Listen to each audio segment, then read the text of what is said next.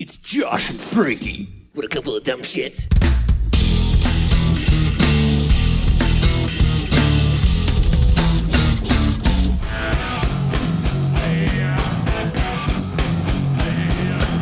Hello, Primates! You found Primus Tracks, congratulations!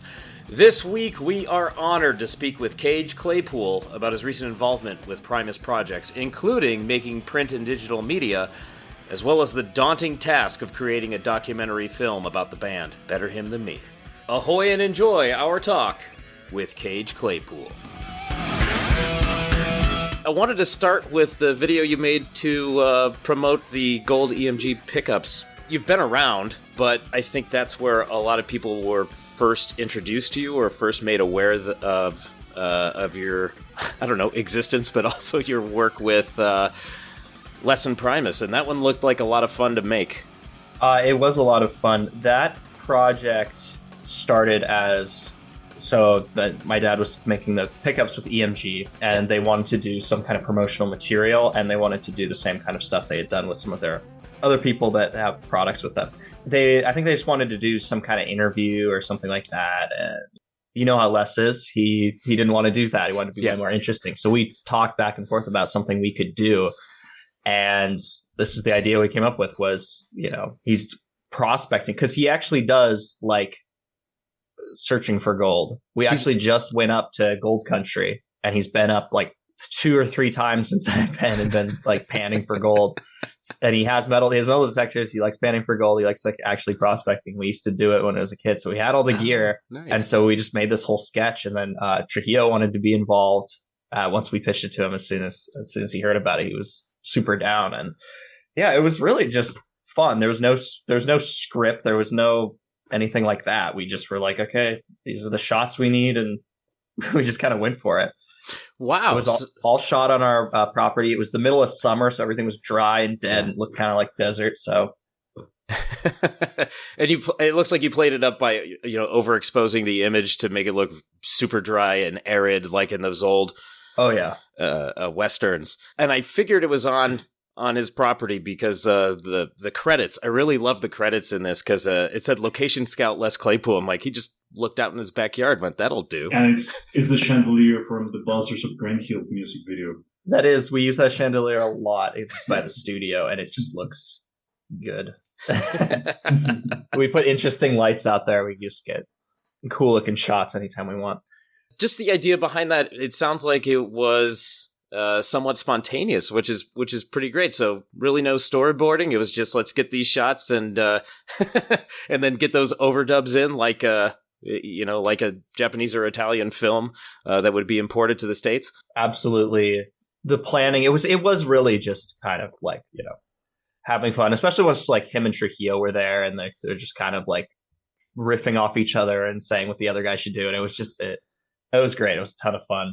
And and using all the old sound effects from those movies. And I even I made sure to match the colors in the shots and the way the credits look. And we even ripped a bunch of those sound effects. And what's funny is in the jam that they're doing at the end. Yeah, that was and cool. there's the gunshots playing throughout it to the rhythm. Yep. That was a happy accident. We actually we ripped a bunch of those gunshot sound effects from old Sergio Leone movies. We had a big file of just them like playing one after the other.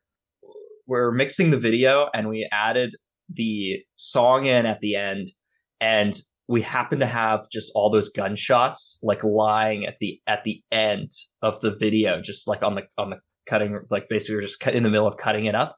And it lined up to the beat of the song. And we're like, hang on.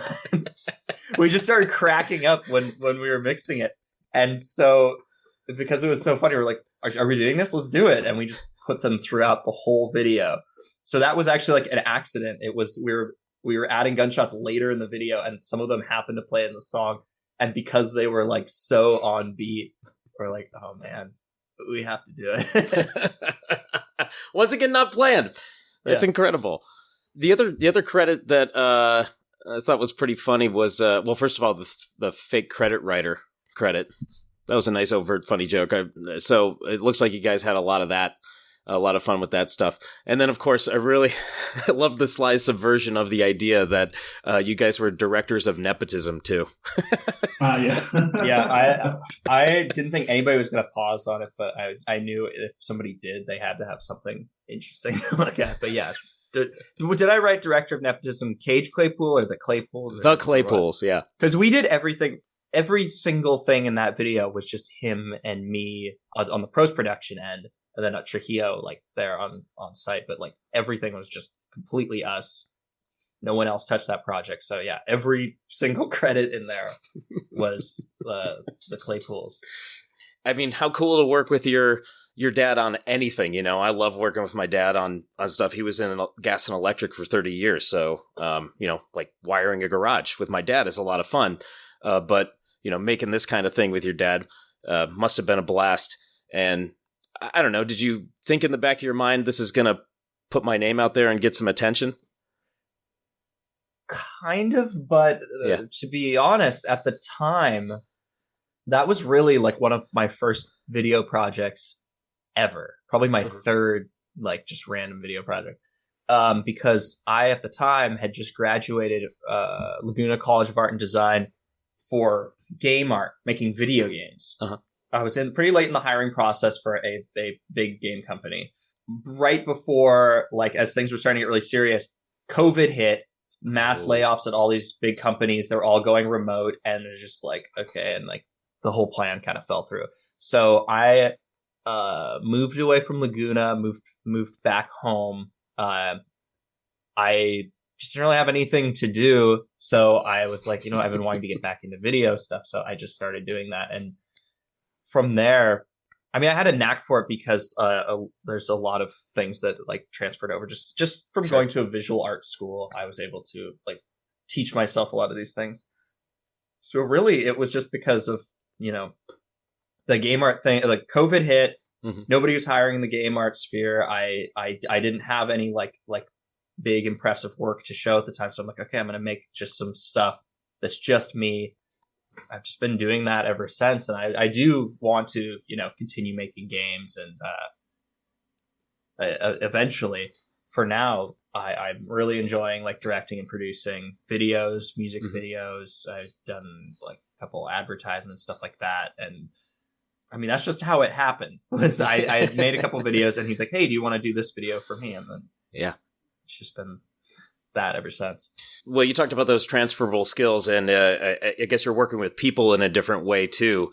Right. It sounds like in the game art field, it's more of a team effort, you know, to create these things for this bigger project. Whereas if you're directing a video or making a video like you did for Conspiranoia and Follow the Fool, you're the guy.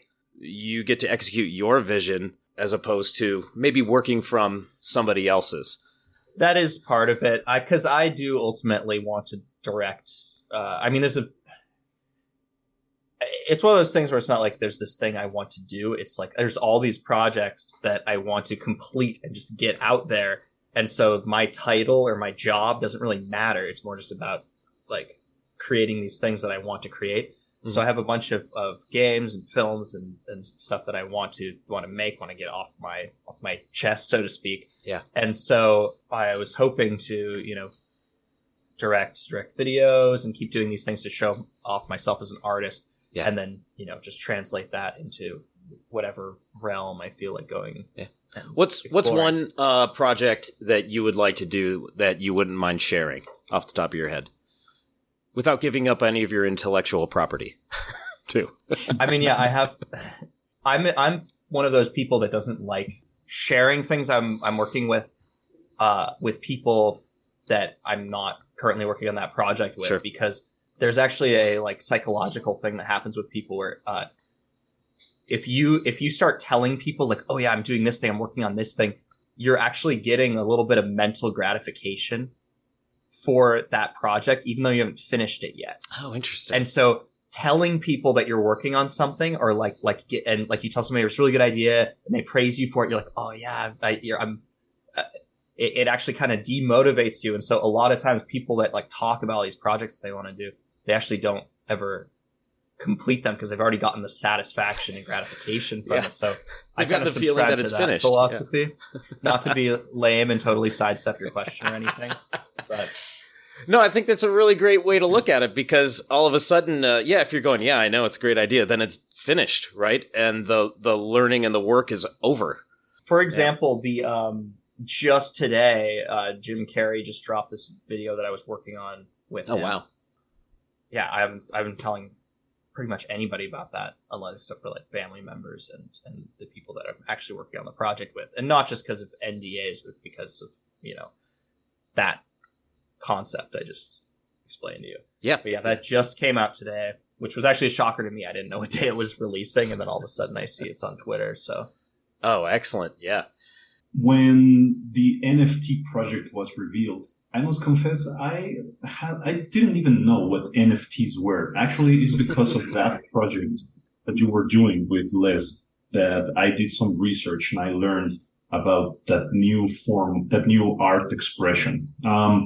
What attracted you to NFTs, and how do you feel about expressing yourself with that resource compared to other creative outlets? It wasn't something that I was attracted to or even knew about. We had just done the EMG pickup commercial. Okay. My dad's manager had talked to him about doing this NFT project, and I think somebody at Yellowheart had reached out to them or something like that. And this was before I think even the world, like at large, had really heard about NFTs. Like maybe there was like starting to be like simmering of it. And so they just asked me to do it, and I did it. So I actually had nothing to do with the choice to make NFTs. My opinion of NFTs is that I think it's great that people might eventually get used to paying artists for their work again, because like it's really tough out there. Like musicians like don't hardly make any money off of their albums anymore, and they have to tour. And it's kind of sad to watch, some retired artists that thought they could, finally, relax and live off of the empire they've built, only to, be forced back on the road. And so I thought that was nice. But then obviously NFTs got completely sidelined and abused by basically the collectability of them. Mm-hmm. And you just ended up with all of these people profiting off of making something collectible and the fear of missing out and all that kind of stuff. So it was another one of those weird gold rushes. To me, at least, got really sensationalized, and I didn't even know what they were either. It's like, okay, if it's a way for artists to, I really wish Kiss could just stop touring and retire. Those poor guys, It's the same thing that's always been happening in the art world, at least the fine art world, of, extremely wealthy people buying art and using it as a collectible, tradable resource that they can, write off on their taxes because they're investing in the arts, and but on a new digital scale. And then you have the Bored Ape Yacht Club guys like actually inviting people to yacht clubs if they own expensive enough NFTs and like whatever. So it's one of those things where it's like I liked the concept of like, oh, nice, there's a way for artists to make money off of digital media. That's great. I only make digital media. And then as soon as like I started seeing what was actually popular and what was actually making money on there, it's like, I'm just going to reveal this because there's like no reason to keep it secret anymore. Sure. That NFT that was released, we had that one and another one on backup that hasn't been released. Oh, wow. So, but no, there's actually there was a secret hidden message for people that actually bought it. Nobody noticed this. I don't know how. If you bought that NFT, there was an additional file included, an image with a codec on it. Like it was just a weird cryptic image, and it relates to the video. And there was actually a like secret code that you could decipher to find a web page to get like an actual physical good. Because basically they explained NFTs to me, and I kind of was like, probably like you guys and like anybody else, like why would I buy this? Yeah.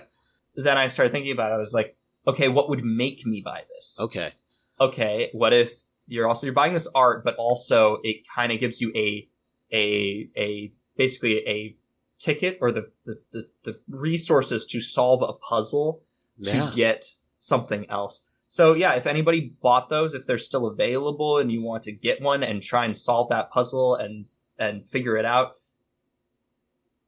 if you're the first ones hearing about it, this was a big secret that nobody knew about. I thought somebody would figure it out on their own, but as far as I know, can you shed any light on the physical goof, or is that a secret?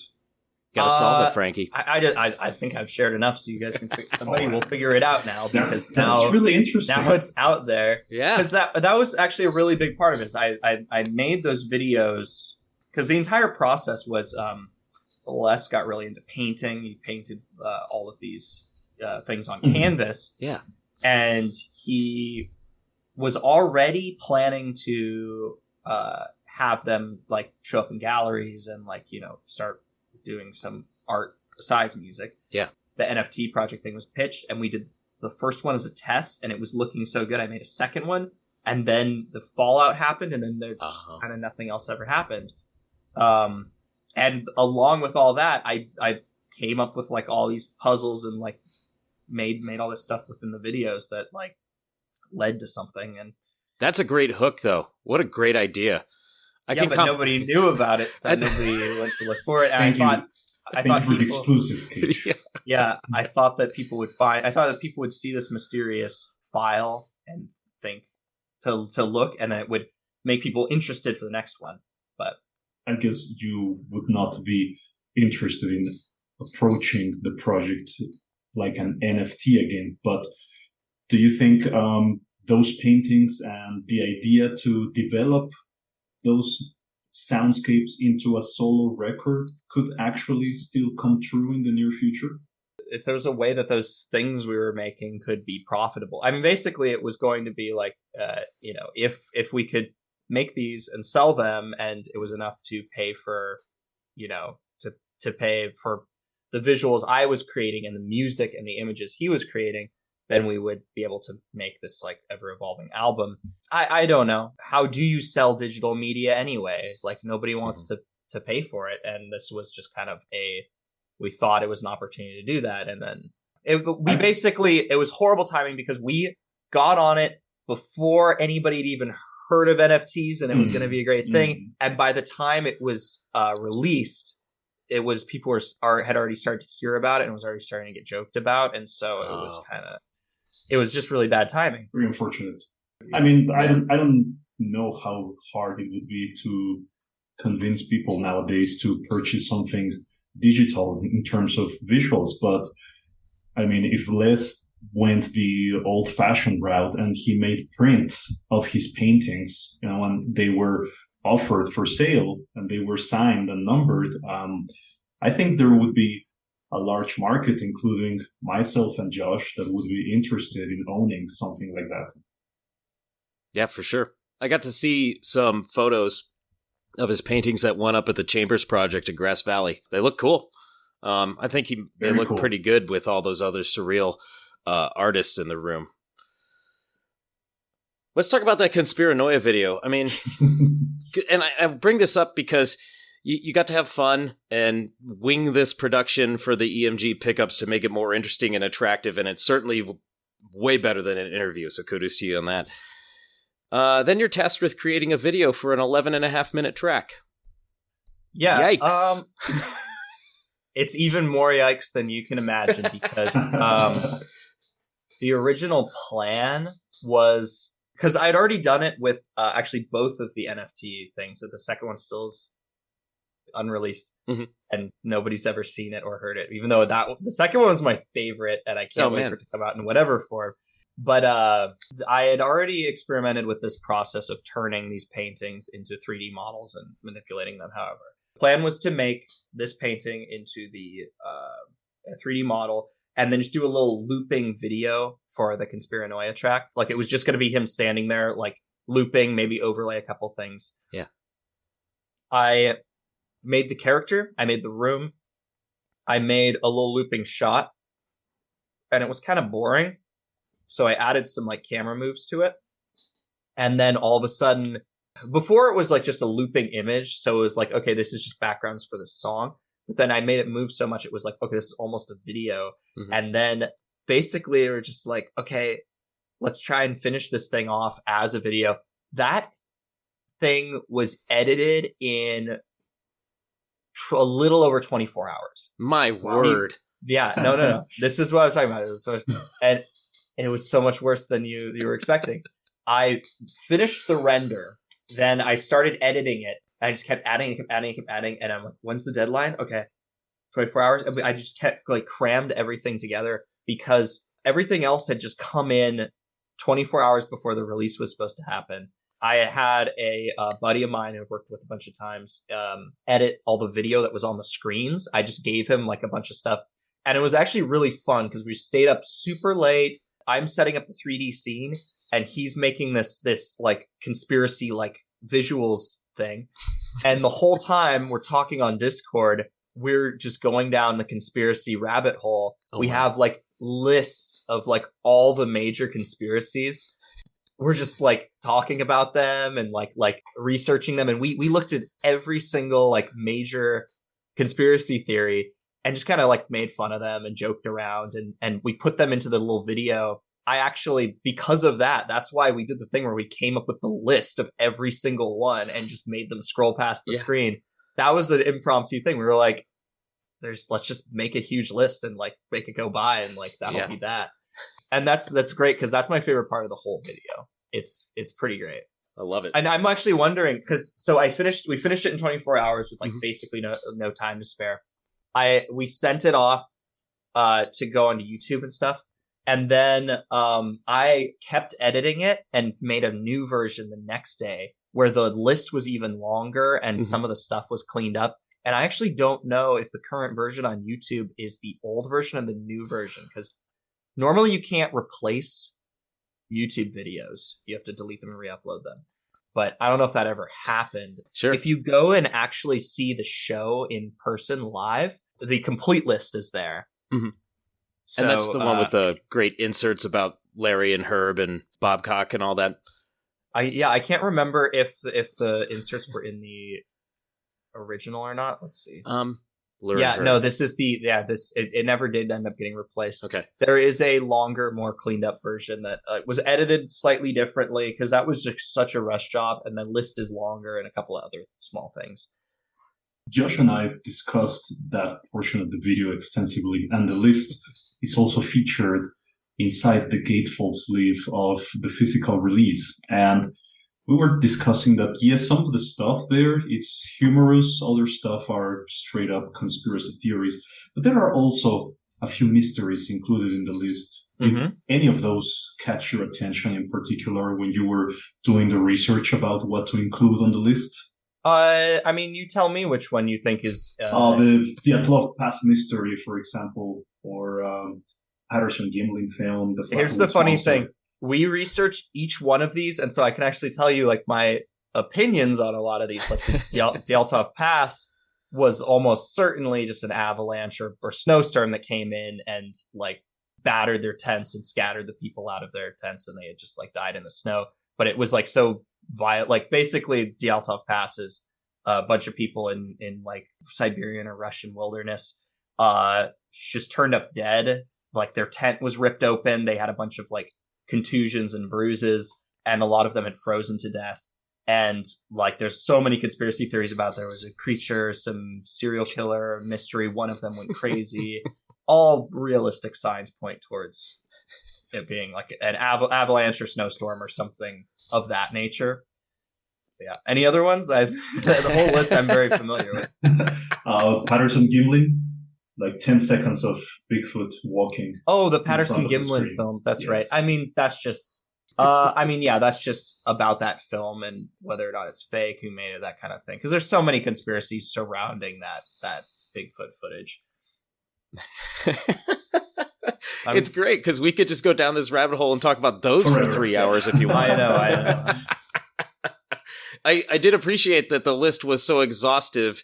you actually make very pausable videos, because I was pausing on the credits for the EMG one, and then there's this huge list just streaming by, and so I'm pausing every couple of seconds so I can read them all. I think the little strokes of genius, though, were to black out certain parts, blank killed blank or whatever. Really, really funny. Of course, it makes me wonder, oh my gosh, what did they have there?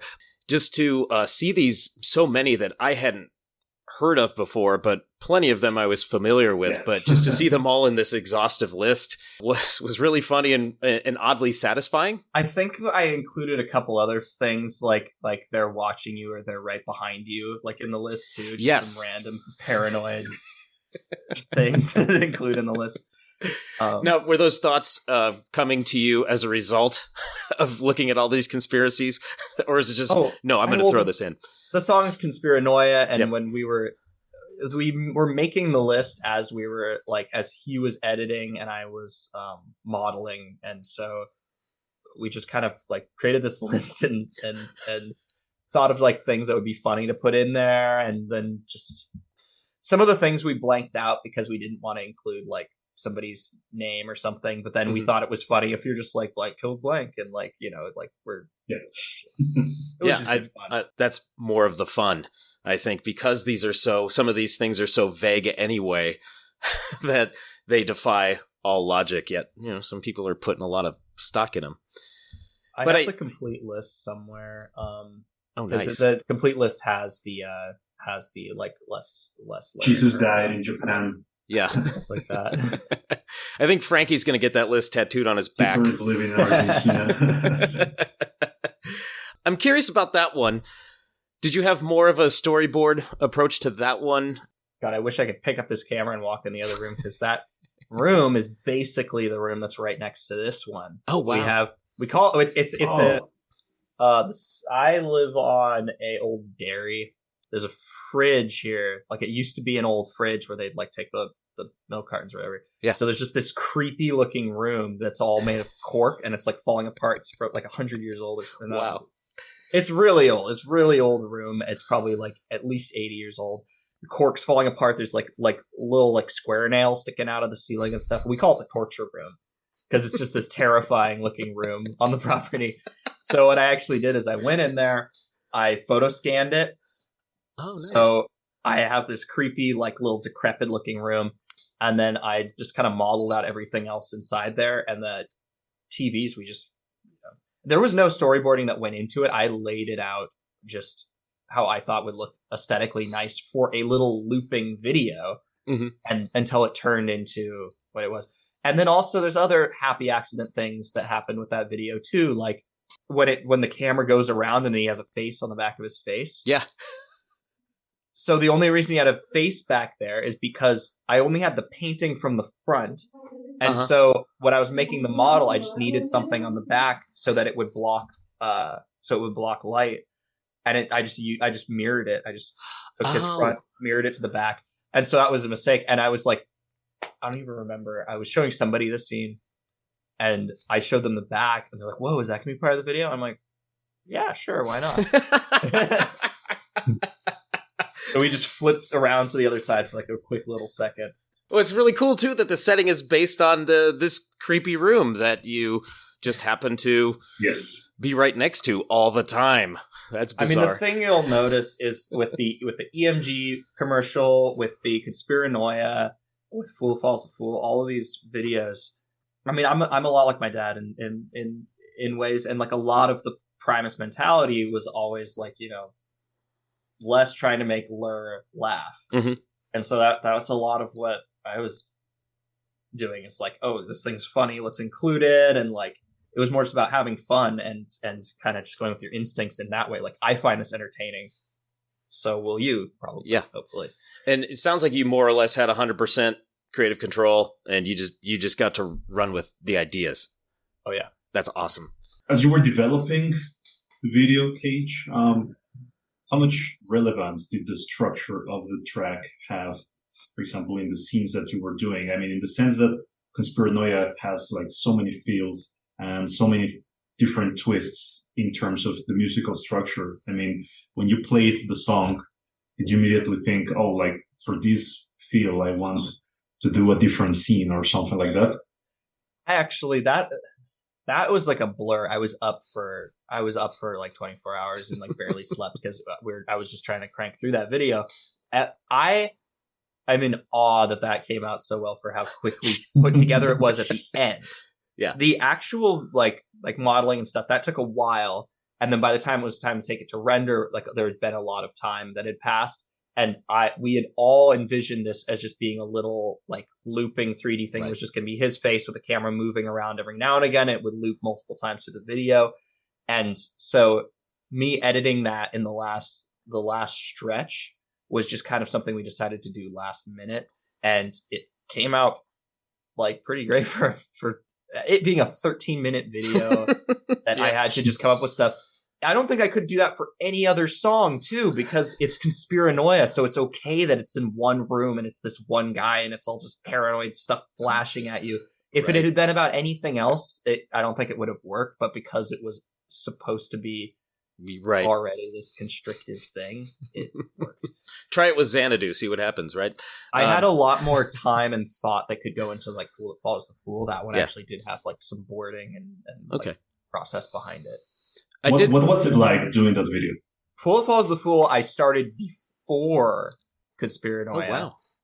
But I stopped to do Conspiranoia and then came back to it. And actually, I think we were only going to do one video. And I started doing Fool That Follows the Fool because I had this idea for like this big looping thing and like guys popping up and guys popping up and guys popping up. Yeah. And that was going to be the whole video. And we started doing that. I don't know how this happened, but Conspiranoia ended up being, it became the title track. So it's like, oh, we should do a video for that one. And so then I just started working on that. And Fool That Follows the Fool, I had already built the buildings. Basically, that video it's a big cylinder with a bunch of buildings sticking out of it, and it rotates slowly. You could definitely tell because of the weird perspective. Yeah. It's just a big rotating cylinder. And I had already built that. After Conspiranoia, I basically talked to Primus's manager, and I was like, hey, I have this idea. Here's the budget. I want to hire an animator to do all of the characters while I make this 3D scene look really good. And then we'll stick them together and we'll shoot a bunch of angles of it. And then the idea for doing live shots. I think this was like some bleed over because I originally came up with the Fool video and there was going to be TV screens all over the place. We're going to be looking at the TV screens. But then they told me I had to do Conspiranoia, and then that one became about TV screens. Right. Yeah. And so, but I still already had built this scene with all these TV screens. So we kind of kept going with that angle. But I basically was like, okay, we're going to film a bunch of kind of fraudster people. We filmed a Alex Jones looking guy selling supplements. We filmed a kind of jewelry host guy that's selling candy ring pops and candy necklaces. And then this doctor that's selling supplements that are just like weird and absurd. And they were all going to be Cock related because we were going to have Bob C. Cock be the salesman character. But the day we had to film it, or like the week we had to film it, he got really sick. And so we ended up using Todd, who I had already used in another video, and he was incredible and hilarious. Yeah. And I think it worked out really well because we broke away from the cock jokes. We didn't do the rhino cock fuck juice. It wasn't all just cock because it was all just going to be selling cock pills. Yeah. But again, it's Bob C. Cock. Of course. Yeah. But, we went a different direction. I think it worked out really well. I mean, already the Conspiranoia album was met with, some division. And I was worried that we're making fun of Alex Jones. There's going to be a bunch of people like, well, I watch Alex Jones. The day it came out was the day that his text message thing happened, when all his text message got leaked to the opposition. Everybody was clowning on he was an absolute pile on him. Right. There was it was completely united. There wasn't any He's eating shit at that point, so nobody's in terms of the response, I mean, to the Conspiranoia track, in terms of, the division that it caused with the lyrics and the topics, I mean, did you actually sit down to read all the comments? Or, I mean, did you just get a general impression about what people were thinking about it? No, I also, like most people, liked it. Like, it's definitely very few. Occasionally somebody's like, oh, I was disappointed. But I think a lot of it is, it's not even like whether or not you agree with it. It's that at that point, we spent 2 years on lockdown and everybody's just like, I want to think about anything else. Yeah. But also, what are you going to do if you're an artist and that's the environment you're in? You know, if all the guys in Primus went and lived on an Amish farm for 2 years, people are going to complain that all the music is about Amish farming, but like, what do you expect? Another barn raising song? Come on. Yeah. So like, you know, artists are going to reflect what's around them, and you know, Right. And you know, it's not like Primus has been like apolitical. You know, there's had too many puppies, and like, Sure. it's not. It's just the climate. People don't want to think about politics, so that I think was a lot of the reaction was mostly just like, I want to relax, listen to something that's not this. This is what I hear about every day. But, you know, it really gave you a great opportunity as far as making these videos to really dive in and lampoon these things or these concepts. Not that they hadn't been before, but I think you did it in a really creative way.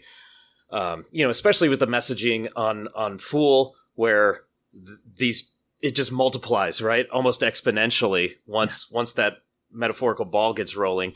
Our different hosts, Todd played those brilliantly, get increasingly agitated throughout the video, which is really funny to me. And of course, at the end, he drinks that juice and just that green shit comes down his face. And then that crowd goes right off the cliff. So that messaging, you know, I just think it's appropriate for the topics at hand too, and to reinforce some of the lyrical content. Yeah, I'm incredibly proud of that project and how it turned out, and it was great. And it was just like, you know, all the stuff is things that made me laugh. So, speaking about your perspective as an artist, well, let me tell you that even before this podcast, before I was working with Josh, I embarked on my own project, which was to illustrate every single Primus and Les Claypool track. And it was very rarely that I hit a wall where I had no idea how to represent a track.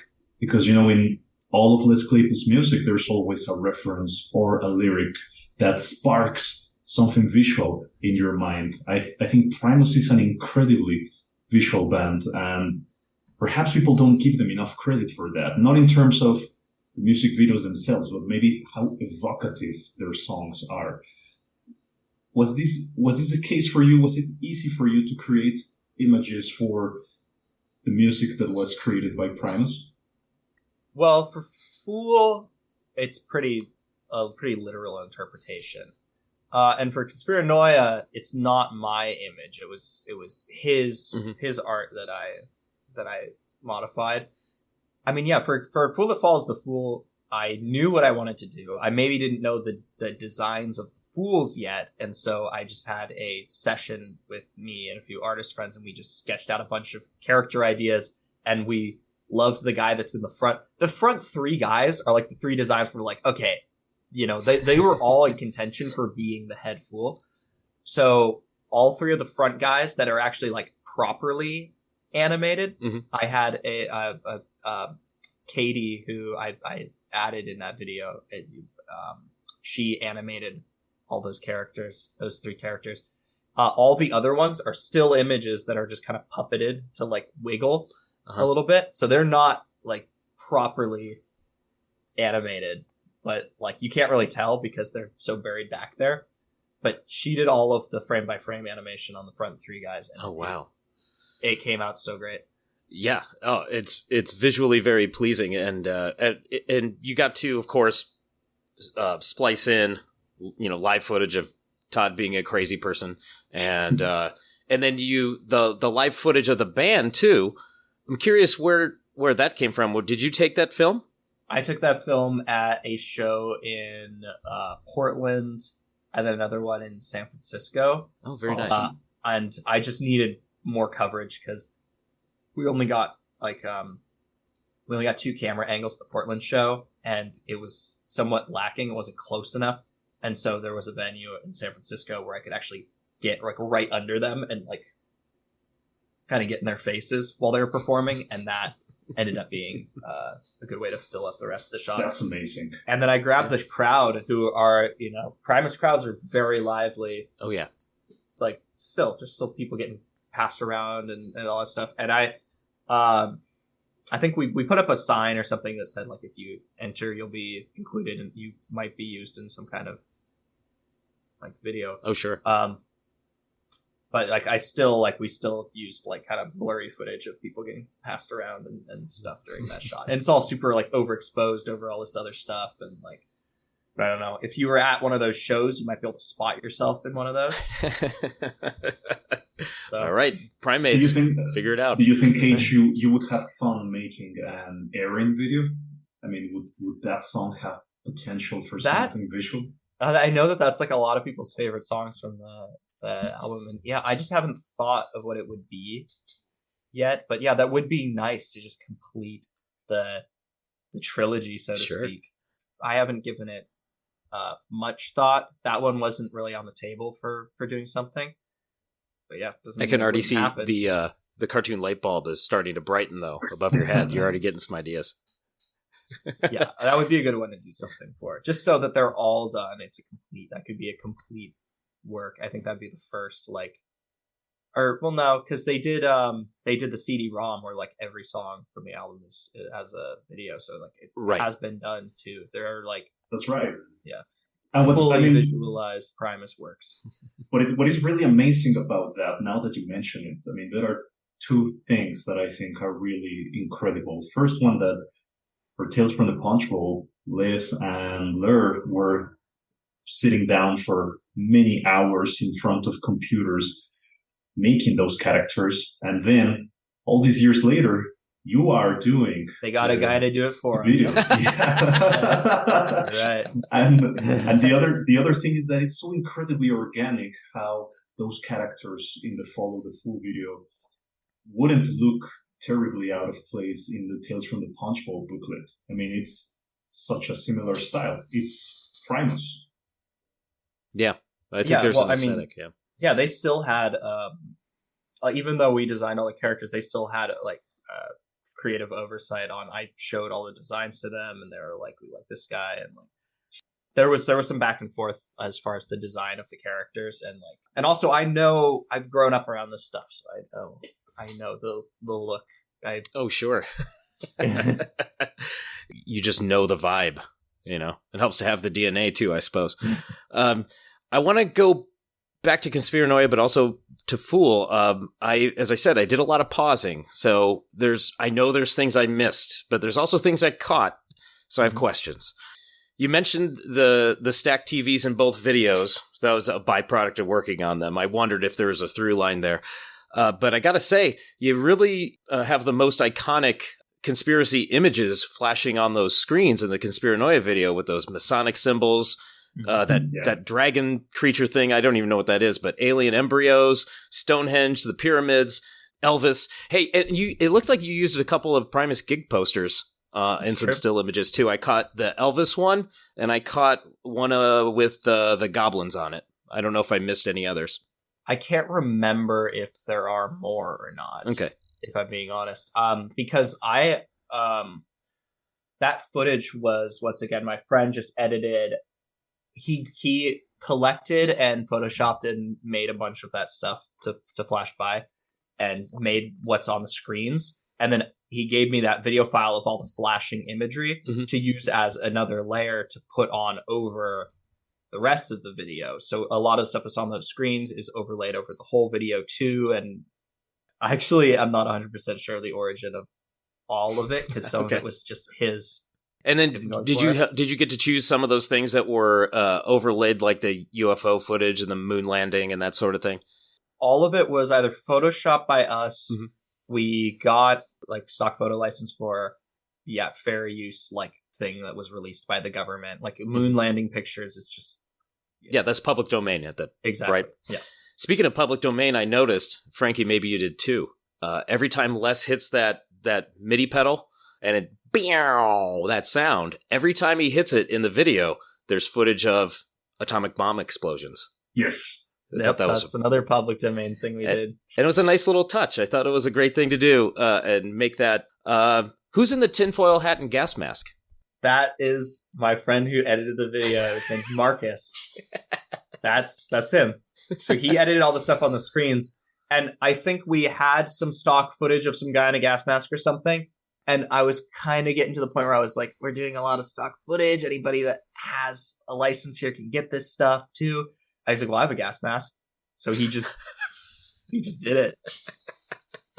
It was the only footage I saw that didn't look like it was the Zapruder film or something, really old and grainy. And I thought, great. That's my college roommate, Marcus Martinez. That's him. Kudos to Marcus. So that's what I noticed in there. And then I loved how you snuck in a lot of little references in the Fool video too. I saw the beaver poster, or the big brown beaver poster, that illustration. I saw Skeeter, small one, but then I had to lean way in to look at it on screen, but it said Skeeter's Gentleman's Club. That was pretty good. The ripped up tint from the Atlanta Pass is also briefly on the screen. I just noticed it. Yeah. I got to compliment you again on just having this narrative that fits the song, but you know how to put in all those little things for, I guess, people who like to pause it like me, or who are looking really close for those little nuggets. So that was really satisfying for me to go, I saw it. Now, I didn't solve the NFT puzzle, so that's my next thing. I wrote it down. I'm going to make sure I do that. But we glossed over something else too, that you got to do. You got to do a gig print. Was it Cedar Rapids? It was the Cedar Rapids show that got canceled. Right. And so it got sold at the Greek. Yeah. How was it making a gig poster? I mean, that must have been right in your wheelhouse. I mean, I did it all in 3D. It's a 100% 3D, not 2D image, because it ended up being used in the King's tour, the 3D models in the King's tour. We have shots of the king with all the hands, and it was a fun project. And I basically afterwards was like, hey, I'm already making these visuals for the King's tour. How about let's use this one too? Nice. Just put it up there. Why not?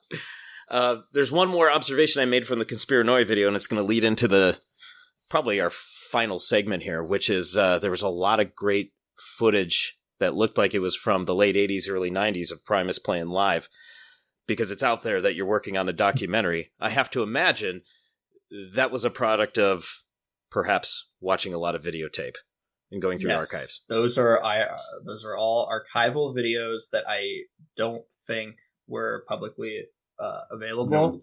No. So, I've been working on the documentary, which is mostly entailed just going through the archive. The archive is dozens of bins, big plastic bins full of VHS tapes, beta tapes, mini DVs, just every format on the planet since like in the last 40 years. Are there reels too? There are film audio? reels. Wow. Oh, not with audio. As far as audio, anything I found that was audio, I passed along and I had nothing to do with. I only converted just video. That's so cool. But I saw a lot of really cool stuff on there. And yeah, we used it for Conspiranoia because there wasn't enough time to go film some live show and cut it in there. So I was like, hey, let's dig up some of this archival footage. Nobody's seen it before anyway. That's amazing. It's been a lot. So we converted, I wrote this down specifically for this. We converted 952 formats. So it's 952 tapes, DVDs, whatever. 952 entries in the archive, which is 860 hours, which is 860 hours that I had to sit there and watch, because you have to actually play the video and just record it to get it into digital format. So while it's playing, I might as well sit there and take notes about what's on the tape and where everything that happens. And so I have like a huge spreadsheet. That's how I know exactly how many hours there are. I have a huge spreadsheet with everything, notes on all this stuff. And this is Primus, Claypool, side projects, everything. Every single thing. And there's still more to be done, but everything that there is to be done is, I think, it's mostly just Frog Brigade stuff, because there's a mini DV for every single show. Oh, wow. And it's taking a long time to get through this. And so we saved them for last. We're available if you need help. Well, I definitely want to we definitely should make a lot of it available, because I mean, a lot of it is just soundboard recording, like it's just the camera on the soundboard, like pointed at the stage, and so like the guys just like little pixelated blocks like that big. But and it will be a whole hour tape filled with that. So most of the time when I was sitting there, it was just sitting and watching that, and occasionally I'd make a note if like something funny was said. But there's some amazing stuff on there that there aren't public recordings of. Like, for example, the show where Ozzy Osbourne sat in with them in 1999 is one of them. Wow. Yeah. And it's pretty incredible. It's pretty great because my dad up on stage, and he says something like, ladies and gentlemen, we found somebody backstage who looks an awful lot like Ozzy Osbourne. We're going to invite him out on stage, and comes out, and they play NIB, right? Yeah, they play NIV. Yeah. Yeah, no, we have that recording almost in its entirety. Almost. Because the whole thing's recorded from the crowd, and somebody picked up, because it's a high 8, somebody picked up the camcorder in the middle of it and picked it up and hit the record button for a couple seconds. So it's the whole thing unadulterated, and then right in the middle, like somebody fumbling a camera for a couple seconds, and then it goes back to the show. And those moments are just lost to time. No way to recover. They're just gone because somebody picked up the camera and was like, oops. Yeah. But thing. Like that piece of footage, like that is so cool. I mean, that is mind blowing. Is there any other nuggets that you can share with us about what's in there in the archive? Let me think about, because there's a lot of them talking to people, like hanging out with like some of the Devo guys, or nice, like hanging out with Neil Young, stuff like that. Really? Yeah, it's just them behind stage, and I don't think they say anything that interesting. They're just hanging out. And I don't know if we would release some of that, because it's A, not interesting, B, I don't think they agreed to be recorded, because they're like, they're just hanging out backstage, and like it's either Soya or Larry or somebody like walking around with the camera. But anything that's like, that live show, the Ozzy Osbourne thing, obviously we're gonna, you're using the archive for documentary purposes, and then after that we'll definitely need to do an assessment of like what of this stuff should be put out there. Mm-hmm. Yeah, like for example, maybe full concert recordings, right? Or because I mean, if people would be interested, I mean, it's like, I know people would be interested. It's old, like high 8 camcorder footage with old high 8 camcorder audio, but some of them are plugged into the soundboard, so they actually are. Some of them do have pretty good audio. That's our favorite kind of recording on this program. Yeah, we are soundboard fanatics. Yes, Soya makes fun of us, but I don't care. H, we don't want to take up much of your time, but I was wondering if I could ask you some random questions in case Josh is done with his. I want to hear your random questions too. All right. So, understandably, I mean, some stuff is redacted on the gatefold of Conspiranoia for purposes of humor, but I just can't stop thinking about We Are in a Zoo 4. Can you please give us a hint? I'm sorry, but that one was redacted for humorous purposes. All right. Have you heard about Babushka Lady? I mean, did that come up in your research for conspiracy theories? Was it on our list? I don't think I've heard. It's not listed, but I mean, Kennedy is there and Sepp Ruther too. So I was wondering if Babushka Lady got into your radar. She is a mysterious woman that is seen in the Sepp Ruther film. Actually, taking pictures of the Kennedy assassination as it's taking place, but neither the woman nor the pictures that she took have ever been identified. She's a time traveler. Come on, Frankie. Everybody knows that. I wish I had the list up in front of me because there's so many funny ones. When it was fresh on my mind, I could have told you like all my favorites, but it's been a while now. What's your favorite Primus song, Cage? My favorite Primus song, it might be Blue Collar Tweakers. It could be Southbound Pachyderm. It's actually tough for me to say because I actually do really love a lot of Primus songs. And although I almost never listen to Primus like recordings besides like new ones as he's working on them because I get to see them live so often. Sure. I think those two are probably, those two are my favorites. I can't decide between them though because they're such different vibes. Oh yeah. And in terms of side projects, I mean, if you think about Frog Brigade or Claypool and Delirium or Bucket of Burning Brains, is there any side project song that you really enjoy? I mean, I have a pretty deep connection with a lot of Frog Brigade songs because that's mainly my experience was going to Frog Brigade shows growing up because it was, when I was a kid, Primus was on hiatus. So I mostly was just growing up around Frog Brigade songs. So yeah, like Shadow of a Man, I really love that song. But then also Claypool and Delirium, I kind of like instigated the friendship between my dad and Sean because I basically, I think he's talked about this before too. Sean and I are really similar where we just kind of like, we just memorize a bunch of like random like scientific things and we like to nerd out about like space and just all sorts of stuff. And like I was probably just starting college or something, or I was last year of high school, and I don't remember how, but Ghost was opening for Primus, right? And I don't know, I just started hanging out with Sean and like we're just like nerding out about stuff, and that is I became friends with him first, and then my dad became friends with him and jammed with him, and then they started their project. But yeah, I mean, it's tough to say because they are actually like they're pretty ingrained with my life.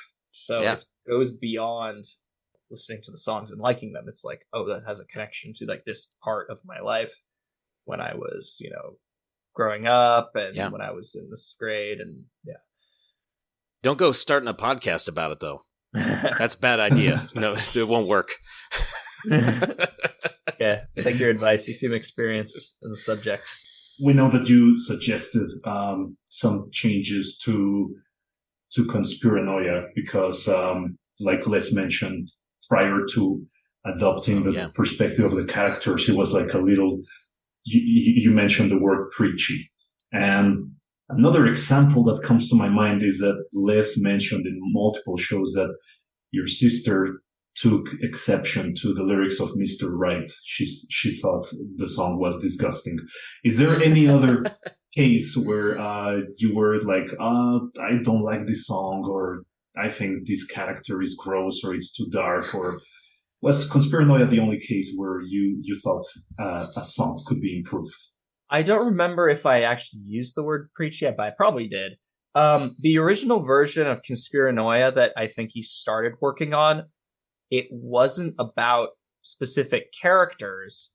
It was kind of like, and people are thinking this and people are thinking this, and it was just kind of just describing the world as is. And I was just kind of like, Primus is known for its characters, and you got to make like characters that are doing things. And you have My Name is Mud about a serial killer. I'm sure you can make a conspiracy theorist who's like endearing, and like if you listen to a Rage Against the Machine song, they're telling you like, here's how it is, this is the man, this is what's happening. They aren't telling a story about a specific person. And so my advice to him was like, just make it about some characters, and I think it will be a lot more primacy and less, here's the way the world is. So I might have called it that. I don't remember, but that was basically where that advice came from. Let me see. I don't think there's any. I don't know. I mean, my sister reacted that way to Mr. Right just because she thinks it's gross or something. I don't know. Yes. Doesn't see that. Yes. She doesn't want to hear her dad talking about that. Yeah.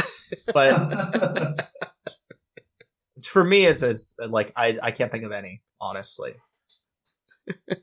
Yeah, Primus isn't a gross out band, thank goodness. What's the Cannibal Corpse song you think goes too far? I'm kidding. Cage, thanks a lot for your time, man. I appreciate it so much. Of course, it was great. Thank you for having me.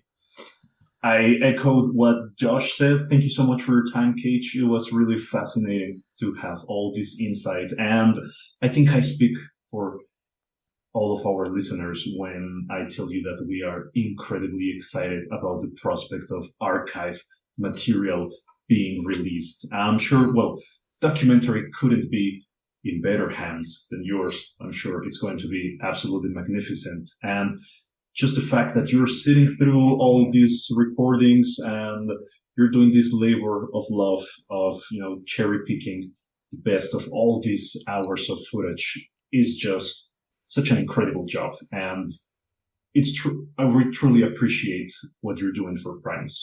Absolutely. I've fully immersed myself in liquid Primus for this project. Honestly, like there's so much of it that I would love to just like put out. It's also not really up to me, and there is stuff like, oh, we should cut out this part and like just random things like that, but there's so much stuff on there that I know people would love to just get a kick out of, like especially that Aussie thing and for those of you not watching on videos, Frankie's eyes have been like bugging out of his head for 30 minutes, just so you know. My mind is completely blown.